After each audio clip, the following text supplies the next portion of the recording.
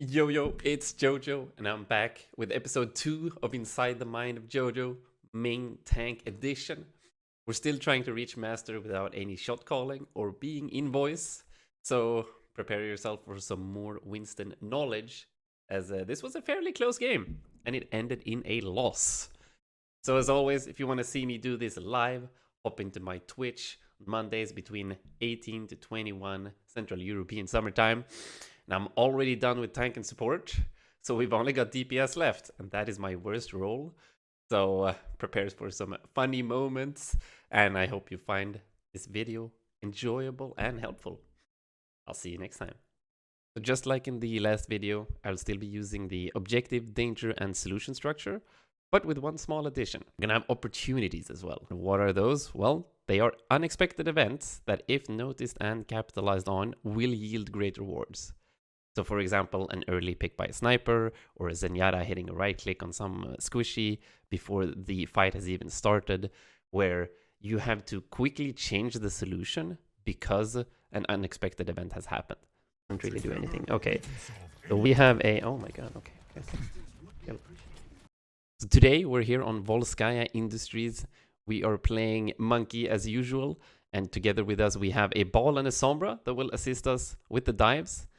And we have a more static backline with the Kree Zen Bap that want more mid-range sightlines and don't have as much mobility. So we're kind of in a 3-3 split composition. But this makes this team composition very interesting because we have half dive, half spam. Our backline wants long, medium to long sightlines, open sightlines where they can shoot for free, while the other half of our team wants to set up dives.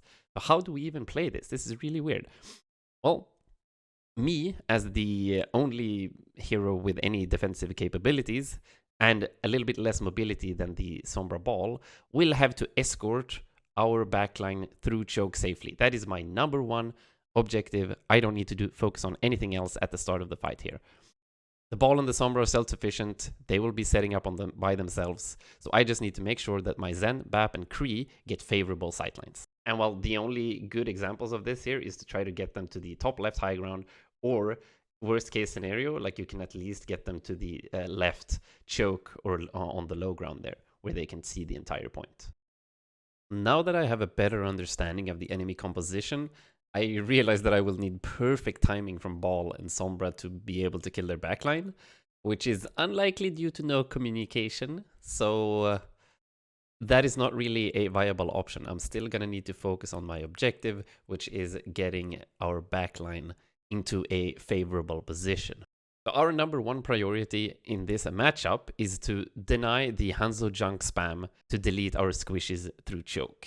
How do we do this, you ask? Well, the solution is quite simple. You wait for Ball and Sombra to set up, and you coordinate and engage together with them. Us jumping the backline or the squishes on the high ground will force the Rein Zarya to react, turn around, and peel for their squishes. This will open up an opportunity for our backline to sneak by unnoticed through the left area and then choose if they either want to go to the top left high ground or if they just want to go straight to point. This is usually how your first jump as Winston will look like on Volskaya when playing against a Rein Zarya combo. They have no way of touching you on this high ground, and you get immediate access to zapping their backline. This will definitely force a reaction. The front line will no longer be able to hold close to the truck, and instead will need to back off towards the Mega Health Pack room. With my... oh no! I accidentally fall off high ground here and right into a trap. Luckily for me, it got destroyed. So try to just stay on top of it here and be a nuisance. Use your shield, zap a little bit to get that ult charge. You're not likely to get a kill from a soft dive like this. You're just focusing on your objective. Remember that. Allow your backline to safely pass through choke and set up on high ground. Oh, I fell down. And my mistake here cost us an early lamp, but our objective was still successful. The tanks got forced back and our backline is now able to set up on high ground. Was not on purpose. So I need to farm. New mistake. I forget our objective in the heat of the moment. I see this Hanzo as a danger when in reality he's not. Now, because I have jumped, because I've baited my team into being aggressive towards this Hanzo, they no longer go for the high ground maneuver and set up good sightlines for themselves, baiting them into walking to this tight space where Rein and Junk and Hanzo are strong. So I am actually doing a huge mistake here. Primal. Oh, the Rhine might be feeding here. Come on. The only thing we gain out of that skirmish is a bit of ult charge and lamp being used, but like we still have not gained the sightlines that we wish for our backline, and we lost our Kree in the process. Like I have not once turned my back around to look at what my teammates are doing, and I'm just tunnel visioning on denying this Hanzo. So I'm not doing my job at all. Yep. The Hanzo will just never die. I do manage to get some value out of this play though. I deny the Hanzo his attempt at flanking and getting an off angle, as well as baiting the enemy Reinhardt to chase me for a few seconds.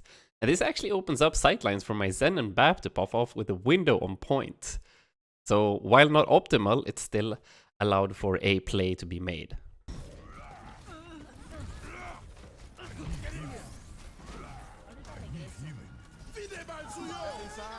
So here we can hear Riptire and Bap window. This means I can't really be aggressive yet. I have a really low HP. Unfortunately, my webcam is in the way. I'm sorry about that. It's going to be fixed in the next video. But I can't be aggressive until I know if the Riptire is going to get 2, 3, 4, or 1 kill. That's why I'm just kind of waiting here to see the level of damage that it is going to deal to my teammates. The Bap can't see me. The Tire here only got our Kree, which means that we are now in a 4v3 situation. We still have sustain. We just lack a little bit of damage. Unfortunately for us, we have respawn advantage, and our ball will quickly be back from spawn, so we can actually do this. So now that we've lost both of our DPS to the junk, the correct play here would actually be to wait out the window and wait for our ball to make it a 5v3 again, because ball is actually going to be quite quickly back from spawn. We have the respawn advantage, and we could definitely be taking this fight slow. But as I see the Rhine pinning out of the mega room, I decide to jump and deny the Bap window sightline anyway. Which is a little bit risky, but my Zen hits a follow-up shot that gives me the kill on the Hanzo. Nice. Where did the Bap go? He's debating me hard. Okay, so I have Primal. I'll probably need to kill the Hanzo. Since we're still playing the same 3-3 split composition, my job is still the same. I will be safely escorting our backline through choke and help them set up either on the high ground, up through the elevator, or in main. And then we wait for the Ball and Sombra to set up in enemy backline for an all-in engage. But the dangers that we need to watch out for here on second point is the flanking Hanzo and Junk, because they have one-shot capabilities on our squishies. They are extremely dangerous if they are allowed to flank and hit some kind of one-shot on our squishies.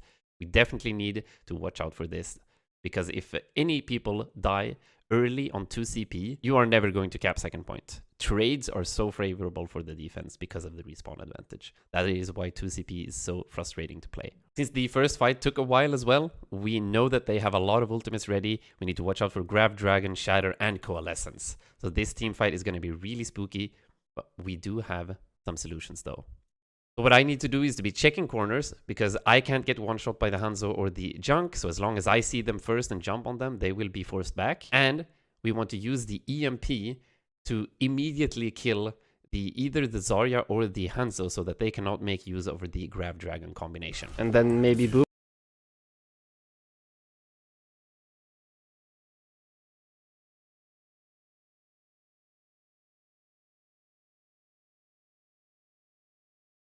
The Zarya in afterwards. Oh yeah, that's it. So I react really slowly to this EMP. I could have definitely jumped immediately to the Mega Health Pack door and body block it. Since I have Primal, I have nothing to be scared of. I definitely could have been way more aggressive here. Dead Zarya, I hope.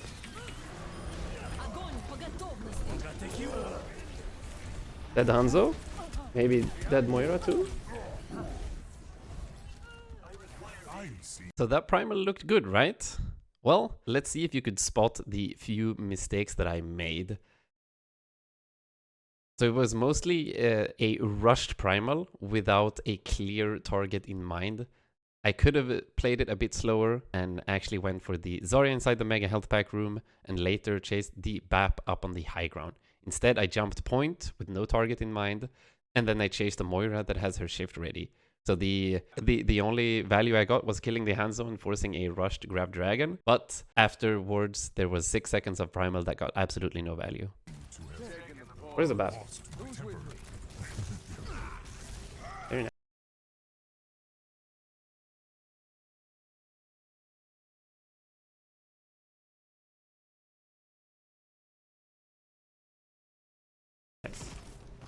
We zap the Mercy? We don't let the Mercy get space here. Where I immediately realized my mistake. I should not have been focusing on Mercy. It was the wrong call. I knew that they had Shatter, but I completely forgot it after the team fight. And I could have definitely just played on low ground with my team, saved my bubble to block the Shatter, because even if I get solo shattered, I still have a Kree behind me that can flashbang if he tries to pin me. So I would have been completely fine, my teammates would have been fine, and we would have probably capped here. But I try to get solo value instead of just pressuring the Reinhardt that has to touch point. Like the Rein has to walk into point. The Mercy would be forced to pocket the Rein as well and not be able to res the Junkrat, which is she's actually going to be able to do hereafter.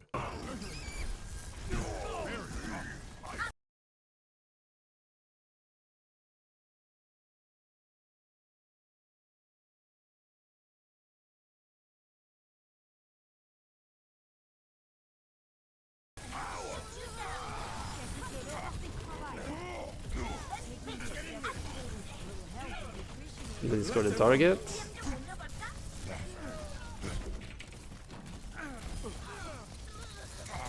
The baby Diva. Kill the bat. We don't get... Maybe not winnable. Tracer is too strong. Yep. Okay, so we should probably just do nothing until we have EMP, I think. Yeah, for this second fight, on second point, once again, the junk tracer flanks are important for me to scout. They also have Riptire and Pulse Bomb ready, so I need to watch out that none of my squishies get insta-popped before I jump in. As you could see, when I pressed tab earlier, we are really close to 4 ultimates, so we need to slowly set up our backline on high ground, make sure that they're safe, check corners for junk tracer, and farm ult charge before we hard commit. We need a hack on the lamp somehow.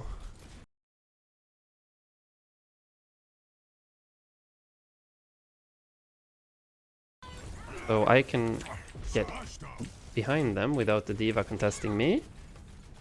Our ball died though, so I guess we just go out.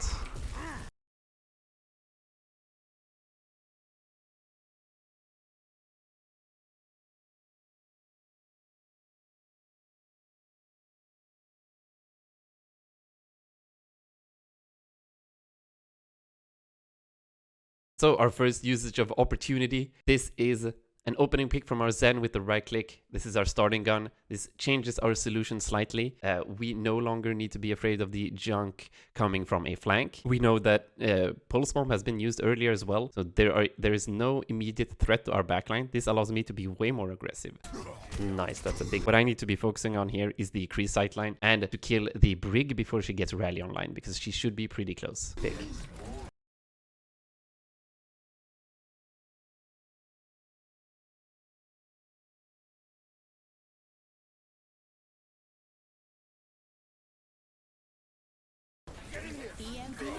Yeah.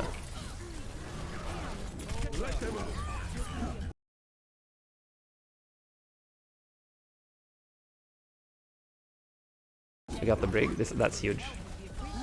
Now we boot the Rhine out of the map, and we kill the bat. Nice. That was a big play. Let's go. Patience. You need patience when you play Monkey.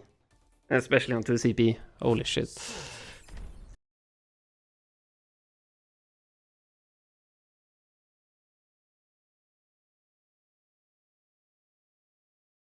Master without shot calling? Yep, that's what I'm doing. I'm trying to narrate my gameplay instead and explain why I do shit. So I'm not even on voice to be able to focus. And another bonus is I don't have to listen to all of the toxic pieces of shit in voice either. How close am I? 2 more wins, I think. How do you even check? Yes. 2 wins. Maybe 3. Excuse me for diving in.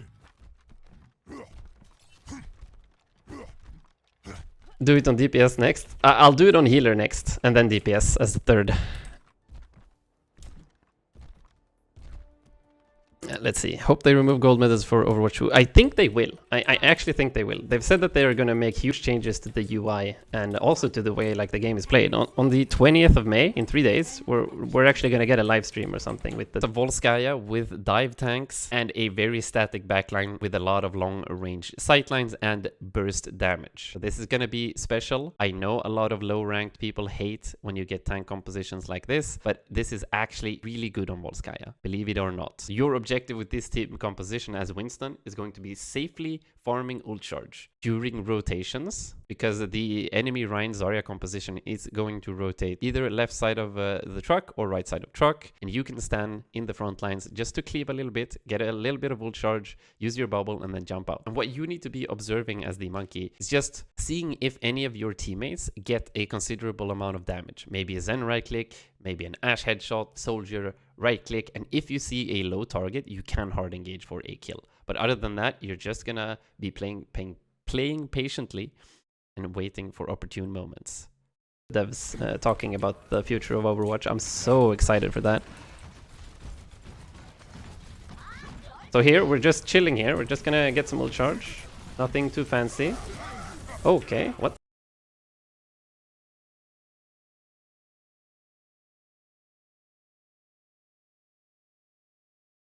The hell?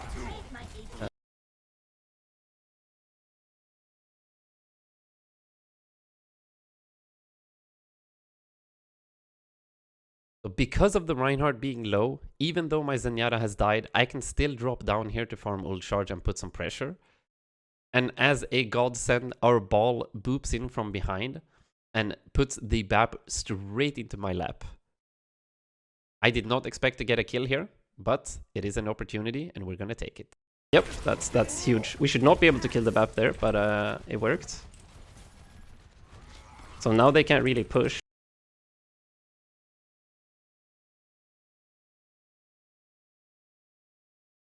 Wait, Kree on high? This was just an absolutely stupid jump. The Kree was not on a dangerous off angle yet. It was not good that we let him take this angle, but I had no business jumping up there without my bubble, and it just absolutely feed. As a Winston, you never want to jump a Kree alone without your bubble ready. It is an absolute death sentence. Run. No, I actually fed. Okay. Never don't jump a Kree. Oh my god. That was not worth it. And the trashy respawns. For second point, our objective still does not change. We have a slightly different backline with a Mercy pocketed Kree instead of the Zen Ash, but it does not change how we should play this composition. We still want the backline safely positioned on high grounds with good sightlines, and me being just a slight nuisance on the front line, farming ult charge and delaying the enemy advancement. But the danger here for this fight is because they absolutely destroyed us from first point. They should be closing in on a lot of ultimates. We definitely need to watch out for a dragon, trance, window, shatter. It's all gonna come crashing down immediately. High noon as well.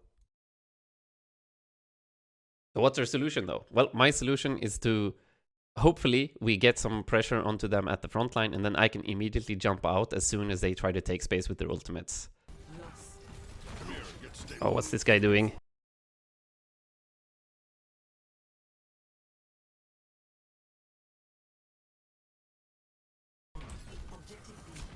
He actually got the Diva mech. What the heck?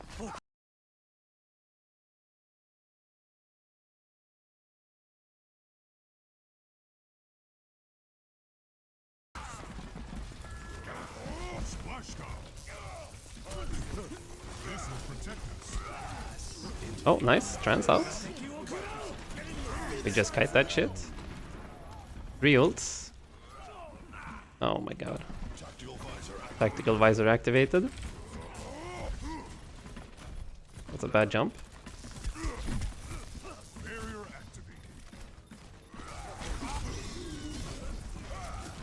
Oh! No! Okay, we got 1 thanks to that. Maybe winnable. We even get the rest. No. Okay. That was not good. Shit. Didn't even get a primal. We get absolutely obliterated on second point due to getting snowballed with ultimates. So what do you guys think? Did we play this incorrectly? Was there really nothing we could have done? And what do you think we should have done to win this seemingly hopeless team fight? Let me know in the comments if you've got any suggestions. But I am going to go through a little bit of theory here on the second point of Volskaya, just to show how I'm thinking when I play this composition on this point. So this was approximately how we were positioned when we were losing this fight here on second point and how we tried to defend this. We had our soldier go really aggressive through main. I tried to support him with my presence and jump up here behind to get some attention together with the ball. We did manage to grab some attention for a slight second, but unfortunately, since they had window, they had trance, they had high noon, they had everything, they just popped all of their Qs and absolutely deleted us on the or deleted all of our squishes here. Why is this position bad? Well, usually you do not want to have any kind of long-range, mid-range characters this close to a team fight because, well, there are walls here.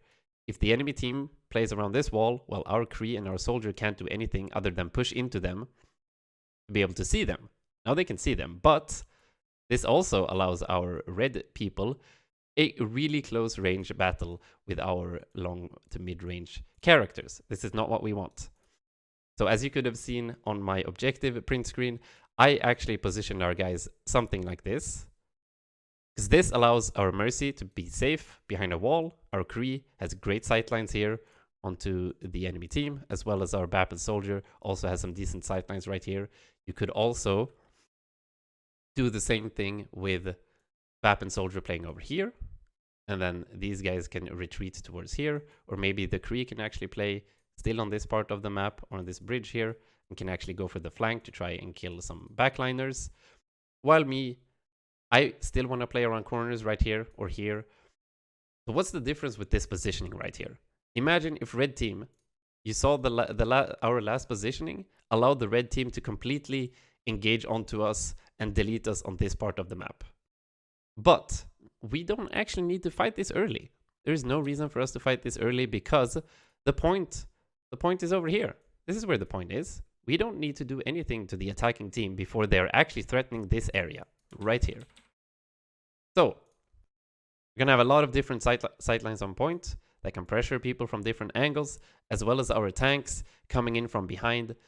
And I will not be able to come in from behind with Winston, but I can shoot from here and zap people from this side right here. This becomes way harder for a Reinhardt team to deal with. Because imagine if the Reinhardt's standing on point with the D.Va, and then the backline plays somewhere over here.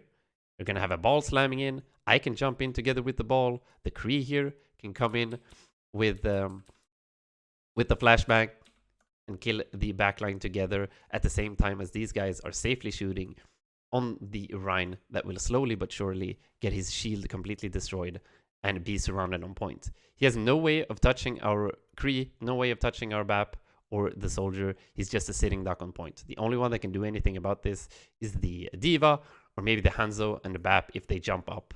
But they are unlikely to do so because of all of the pressure that's going to come out. So if you're playing a similar composition with sniper characters always set up on high ground, play slowly but surely. Remember that you have respawn advantage and that trades are always in your favor. So if you as a McCree can sneak up here on this little platform, maybe get a flashbang onto the Hanzo, get a kill and die for it. Maybe you can get rest from the Mercy, or even if you die for it, it's still fairly worth it because of the respawn advantage. Especially when you have tanks like Ball Winston, like always doing engages onto the Zenyatta and trading your life for it is also worth it. Because you have such high mobility on Ball that you're going to be able to come back to spawn in like 10 seconds, while the Zen is going to be gone for like 25 plus. When he has to walk back all the way from over here. It's a long road.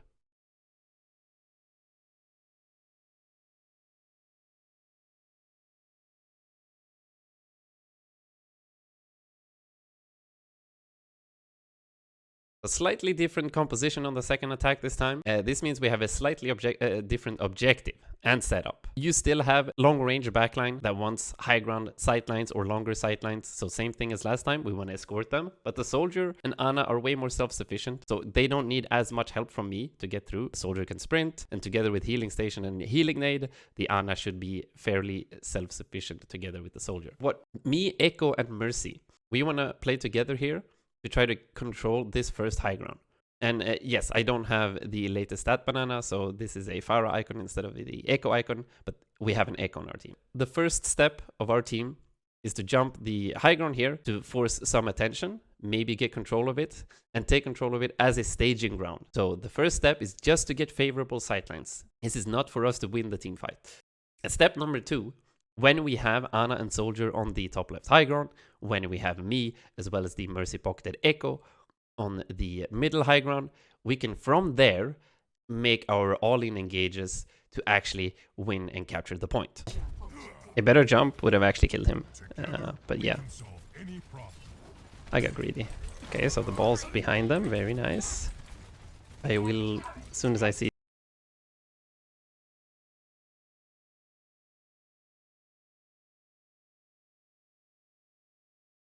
the... Nice. Turret is dead.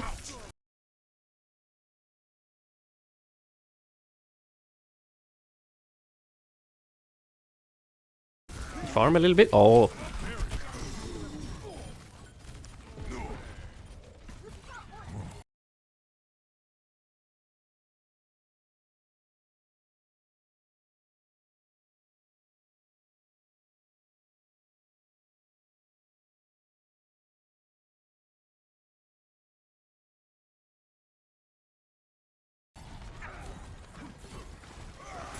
Oh, we go this way.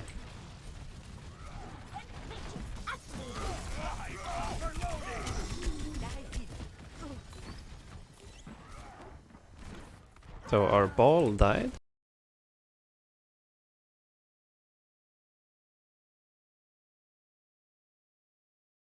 Instantly or something?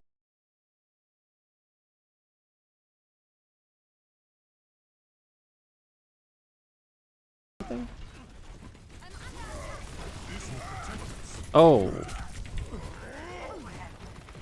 Get the Kree. Can we get the Kree? We cannot get the Kree. I die instead. So we are kind of making the same mistakes as on first attack. We are peeking from angles that are not favorable for us. We are going aggressive before we have set up ourselves on good positions, which leads to bad team fights for our team. No. It was too early. So this is really good. I'm turning around my camera here to look at where my team is. I see my Ana, I see my Mercy, my Echo, and I see that the ball is trying to set up. We are in no rush. I just need to wait for my soldier that just died, and then we can engage from there. Do I do that though? No, I do not. This is an awful engage, and I should definitely be avoided for this. There are 3 reasons though. I just listed one earlier, but can you list them all? I'll give you a few seconds to think about it.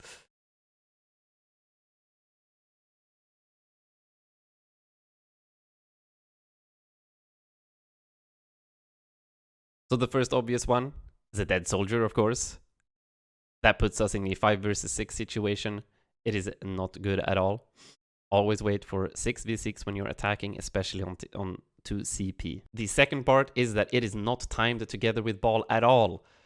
I did look at the ball setting up on the bottom left side of the map, but I see him nowhere here. So if I want to jump this BAP, I need ball with me. I'm basically doing this fight 4 versus 6 here. I also engage from the right side, the right choke on point here, which forces my Ana into a location where she doesn't really want to play. This gives her really bad sightlines and no escape path at all. So Ana wants to play on the left side of point, either on the high ground or on the low ground. But anyway, I walk right side, which forces the Ana to follow me and nano me from here.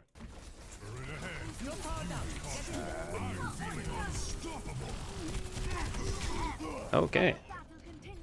I died through... As you could have expected, this team fight goes to shit. Largely due to my incompetence. And I've kind of stopped saying what I'm doing here. Somehow I managed to get back to the fight right in time as the ball slams onto the Kree here. So this is an opportunity. This is not in any way, shape, or form a game plan or a danger into solution structure. I just randomly walk out of spawn and find this opportunity, and we take it. This just shows the importance of coordinating stuff with your teammates. I've been playing solo this entire time and not playing this well at all. Now we can get the Kree.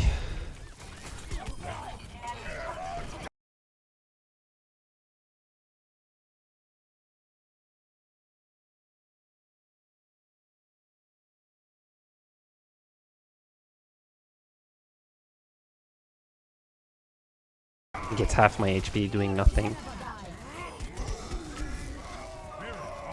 Nice. Got the Rhine.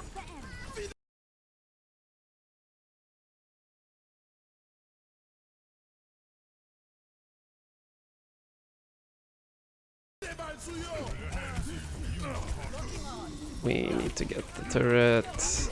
Oh my god, turret's so tanky. Okay. They used Window, they used Torbcom, they used... they haven't used High Noon, so they have High Noon, they use Shatter, they have Bomb, they have Trance. So I need to force Trance and boop him out with Primal, probably. He slams. Where's the Zen? Yeah, Zen's all the way in the back. I'm gonna go.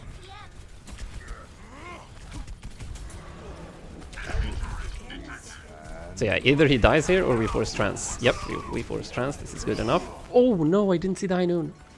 This was really unfortunate. My ult tracking and expectation of this team fight was 100% correct. But unfortunately, I didn't hear the High Noon. I was just so focused on getting the Zen, and I was so happy about doing it correctly. So I jump out instead of hiding inside and until the High Noon ends. I could have definitely survived there. There was nobody that could touch me inside with, other than the trancing Zen.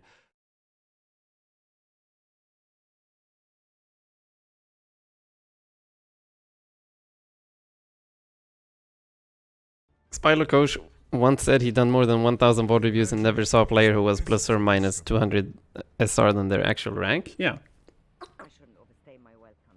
I probably haven't done the same amount of VOD reviews, but I am also in the triple digits at least. I don't know, maybe 200, 300 VOD reviews or something. And it's same here, same here. You can fairly accurately guess what rank people are in this game. So there's absolutely no way that something like ELO hell exists. Like if you just do the things that people do in said rank, you will get to that rank. It's not rocket science. Okay, so I am not gonna be greedy this time. Just want a little bit of ult charge here. Then I will jump back. We gave him some charge on the Zarya.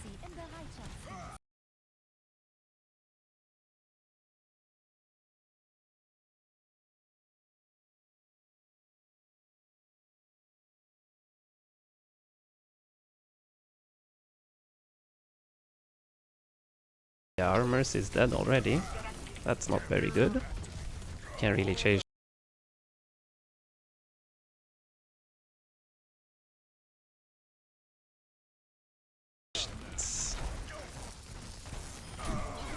I jumped a Kree, but at least I have my team now. Oof. Now we get some more charge on the BAP and the Diva. Yeah, we chill. Oh no, our Kree.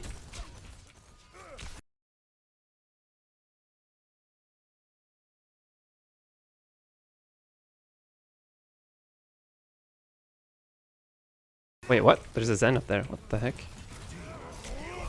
Can't really fight this. Follow me, Mercy. Nice. Force trance, that's huge. That's actually huge.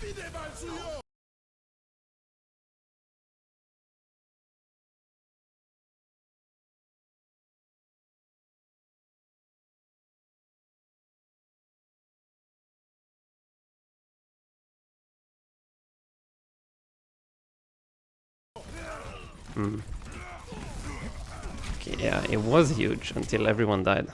Unfortunate. He charged on TD, yeah. We didn't look at his name. Okay, we have a lot of ults though. Should be able to draw this. I need to watch out for Shatter.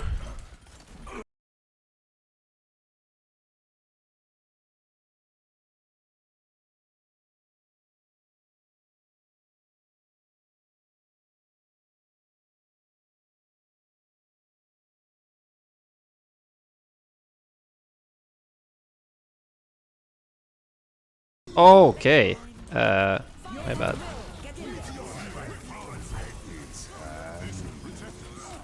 Nice. Win able. Oh!